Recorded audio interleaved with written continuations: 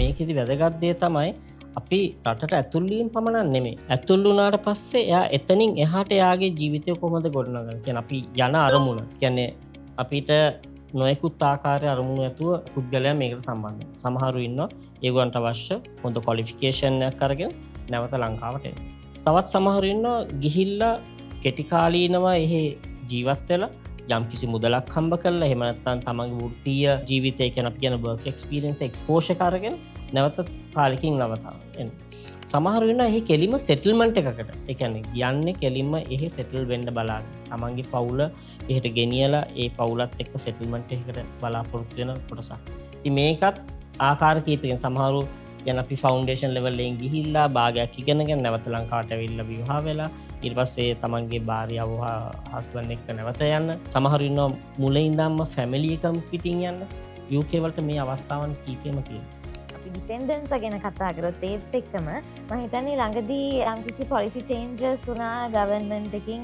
ඒතර PR දෙන කාලේ ඊළඟට ඔය වගේ ඩිපෙන්ඩන්ස් ගේන එක ඒ දේවල් මම හිතන්නේ මතයක් ගියා මේ දේවල් වෙනස් වුණා. දැන් ඩිපෙන්ඩන්ස් ගෙනියන්න බෑ. ඒ වගේ දැන් මොකද්ද තියෙන තත්ත්වය මිස්ටර් ප්‍රගීත්? ඒක හොඳ ප්‍රශ්නයක්. මොකද දැන් මේ UK එකෙන් ඩෙස්ටිනේෂන් එකත් එක්ක ආව ලොකුම ඉෂුව එකක් තමයි මේ එකපාරට ඩිපෙන්ඩන්ස් යන්න බෑ, PR එක ගන්න බෑ. ඒක ගිහිල්ලා හරි අමාරුයි. නමුත් අපිට හරි ක්‍රමවේදයකින් හරි පාඨමාලා හරි සබ්ජෙක්ට් ඒරියාවක් අපි තෝරගත්තා. කියන්නේ එහි තියෙන රික්වයර්මන්ට් එකට අනුව හරි පාඨමාලාවක් හරි සබ්ජෙක්ට් ඒරියාවකට ගියොත් එයාට PR එක ගැනීම කිසිම ගැටලුවක් නැහැ. ඒත් මේ අලුත් ILR නීතිය අනුව ඒගොල්ලෝ දාලා තියෙනවා වසර 10ක් වසර 15ක් වසර 3කින් ඒගොල්ලන්ගේ සෙටල්මන්ට් එකට යන්න පුළුවන් ක්‍රමවේද කීපයක්. ඉතින් ඒ තමයි ඉගෙන ගන්න සබ්ජෙක්ට් ඒරියා. දැන් අපිත් එක්ක සම්බන්ධ වෙන අයට අපි ඇත්තටම ඔය ඇඩ්වයිස් එක තමයි දෙන්නේ. ළමෙක් අපේ ගාවට හුඟක් වෙලාවට දරුවෙක් අපේ ගාවට එන්නේ මගේ යාළුවා ගියා මෙන්න මේක කරන්න මටත් ඒක කරන්න යන්න ඕන. නමුත් ඒක නෙමෙයි ඇත්තටම වැදගත් වෙන්නේ. අපි ඇත්තටම අපේ ගාවට ආපුවම අපි එයාට කියලා දෙනවා ඔයාගේ මෙන්න මේක තමයි ප්ලෑන් එක. මේ ඔයාගේ ෂෝට් ටර්ම් ප්ලෑන් එක, ඔයාගේ මිඩල් ටර්ම් ප්ලෑන් එක, ඔයාගේ ලොන්ග් ටර්ම් ප්ලෑන්. ඒතර මේ ප්ලෑන් එක අනුව ඔයා කොයි ආකාරයකටද මේක කරගන්න ඕන. ඒ කියන්නේ බජට් එක හදාගන්න තැන ඉඳලා ඉතුරු බජට් එක ඊළඟ යා මුදල් හම්බ කරලා UK වගේ රටකට ගිහිල්ලා හම්බ කරලා ගෙවන්නත් පුළුවන්. නමුත් සමහර දරුවෝ ඉන්නවා ගිහිල්ලා කොච්චර හම්බ කරත් ඒ මුදල් ගෙවා ගන්න බැරුව ඉන්න අවස්ථාවක් තියෙනවා. නමුත් තමන්ගේ සෙල්ෆ් ඩිසිප්ලින් එක තියෙන අපේ ආයතනයෙන් තුලින් ඇත්තට අපි වෙන්නේ අපිට මේ එන දරුවෙක්ට අපි එයාගේ PR එක දක්වා එයාගේ සෙටල්මන්ට් එක දක්වා අපි ඒගොල්ලන්ගේ පස්සෙන් ඉඳලා අපි ඒගොල්ලන්ට ගයිඩ් කරනවා. ඒතොර ඒගොල්ලන්ගේ හැම අවස්ථාවකදීම කඩයින් හැම අවස්ථාවකදීම අපි ඒගොල්ලන්ට උදව් ලබා දෙනවා. අපිත් එක්ක පහුගිය අවුරුදු කීපයක් ගත්තොත් සාමාන්‍යයෙන් මතයක් තියෙන අවුරුදු 40 පෑන්නට පස්සේ අධ්‍යාපනයට යන්න අමාරුයි කියලා.